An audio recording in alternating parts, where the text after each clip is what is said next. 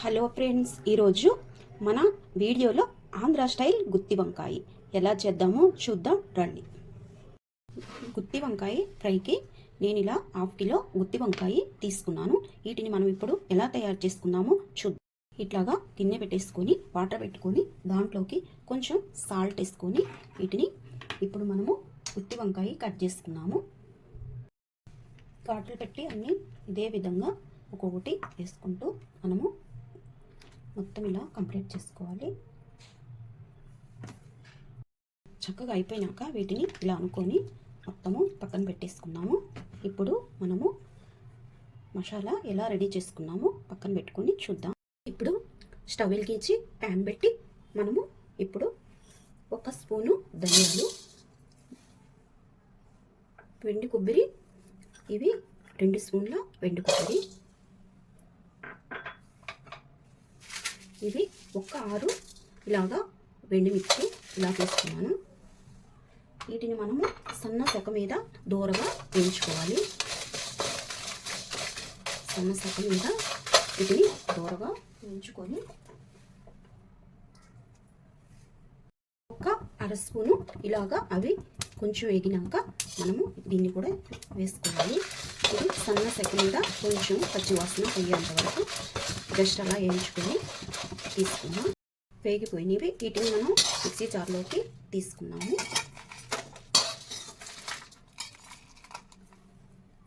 ఇప్పుడు అలాగే ఇదే ప్యాన్లో మనము ఆయిల్ వేసుకున్నాము. వంకాయని మనము వేయించుకోవటానికి ఆయిల్ ఎక్కువేమి పట్టదు ఈ వంకాయకి.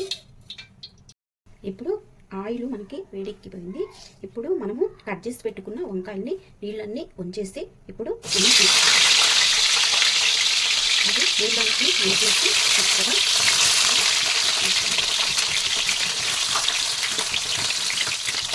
వీటిని మనము ఇలాగా మగ్గనిస్తాము.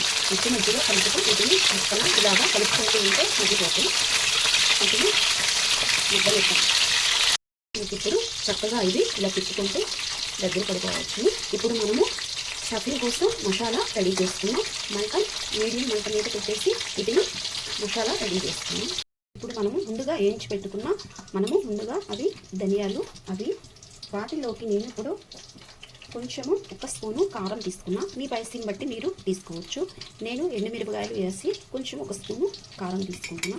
ఎలాగైనా తీసుకోవచ్చు. మనము ఒక చిటికెడు పసుపు, గరం మసాలా పౌడరు 1/2 స్పూను, 4-5 వెల్లుల్లి రెప్పలు అన్నీ వేసి వీటిని మనం ఇప్పుడు గ్రైండ్ చేసుకొని వద్దాము. ఇప్పుడు మనము గ్రైండ్ చేసుకున్నాక దీంట్లో మనం ఇప్పుడు రుచికి సరిపడా కొంచెము సాల్టు, కొన్ని కరివేపాకు, కొంచెము మనం కొత్తిమీర కొంచెం కట్ చేసి పెట్టుకున్న మొత్తం ఇలాగా వేసుకున్నాము. మళ్ళీ దీన్ని కూడా మనము గ్రైండ్ చేసుకొని వద్దాము. ఇలాగా చక్కగా మనకి మిక్సీ పట్టుకున్నాక దీన్ని మనము ఇప్పుడు ఒక గిన్నెలోకి మొత్తము తీసుకున్నాము.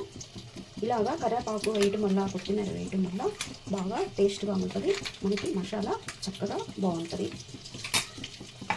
ఇప్పుడు వంకాయ మనము చూద్దాము. మగ్గిపోయి చక్కగా మనకి ఇలాగా వచ్చింది. మనకి ఉడికిపోయినా లేదంటానికి మనం కొంచెము దాన్ని వెంటితో ఇలా అంటే మనకి మెత్తగా తెలిసిపోతుంది. చక్కగా మనకి అన్నీ ఉడికిపోయి వీటిని ఇప్పుడు మనము స్టఫింగ్ కోసం ఒక ప్లేట్లోకి తీసుకున్నాం. వీటిని చక్కగా ఒక ప్లేట్లోకి తీసుకున్నాము. మెత్తబడిపోయి చక్కగా స్టవ్ ఆఫ్ చేసి మొత్తము చక్కగా ఇదే విధంగా ఒక ప్లేట్లోకి తీసుకున్నాము. మనం ఇప్పుడు వీటిని చల్లగా ఆరిపోయినాక మనము స్టఫ్ చేసుకున్నాము. మనం ముందుగా రెడీ చేసి పెట్టుకున్న ఈ మసాలాని చక్కగా ఇలాగా అన్నీ ఇలాగా మొత్తము పూర్తిగా ఇలాగా పెట్టుకున్నాము.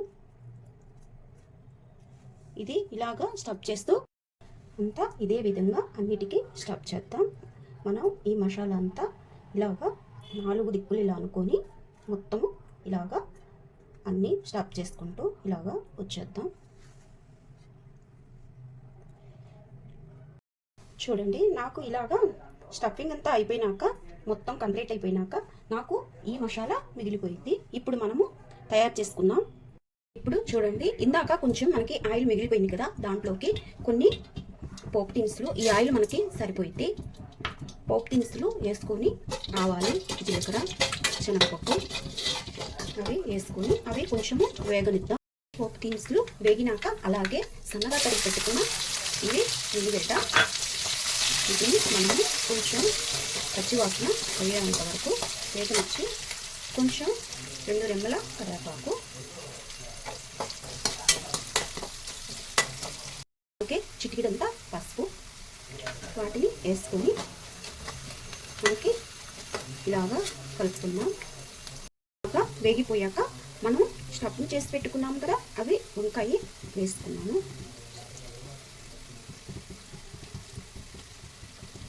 మనము వంకాయ ఇలాగా వేసుకున్నాక మనము కొంచెం మిగిలిపోయింది కదా కారము, అది కూడా వేసేసుకున్నాము. వేసుకున్నాక మనము ఇలాగా కలుపుకుందాము. జస్ట్ ఇది వేయించాల్సిన అవసరము మనకి లేదు. జస్ట్ 2 సెకండ్లు మాత్రమే మీడియం మంట మీద వేయించుకుంటే మనకి పచ్చివాసన పోయేంత వరకే సరిపోయింది. 2 నిమిషాలు అయిపోయింది, వేగిపోయింది. కొంచెము కొత్తిమీర ఇలాగా కట్ చేసి పెట్టుకున్నది మనము చల్లుకుంటే మనకి అయిపోయినట్టే. స్టవ్ ఆఫ్ చేసేద్దాం. అంతే, మన గుత్తి వంకాయ ఫ్రై రెడీ అయిపోయింది. మన ఆంధ్ర గుత్తి వంకాయ సింపుల్గా చక్కగా రెడీ అయిపోయింది.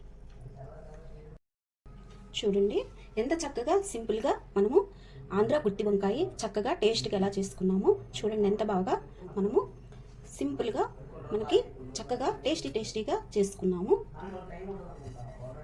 దీన్ని ఇప్పుడు మనము చక్కగా వేడి వేడి అన్నంలోకి తింటుంటే ఎంత బాగుంటుందో చూడండి. ఎంత బాగా ఉందో మనకి గుత్తి వంకాయ, అంత చక్కగా ఉడికిపోయి మనకి బాగా అంతా ఇట్లా వేడి వేడి అన్నంలోకి తింటుంటే టేస్టీగా సూపర్ ఉంటుంది. నచ్చిందా ఫ్రెండ్స్? నచ్చితే లైక్ చేయండి, షేర్ చేయండి, కామెంట్ చేయండి.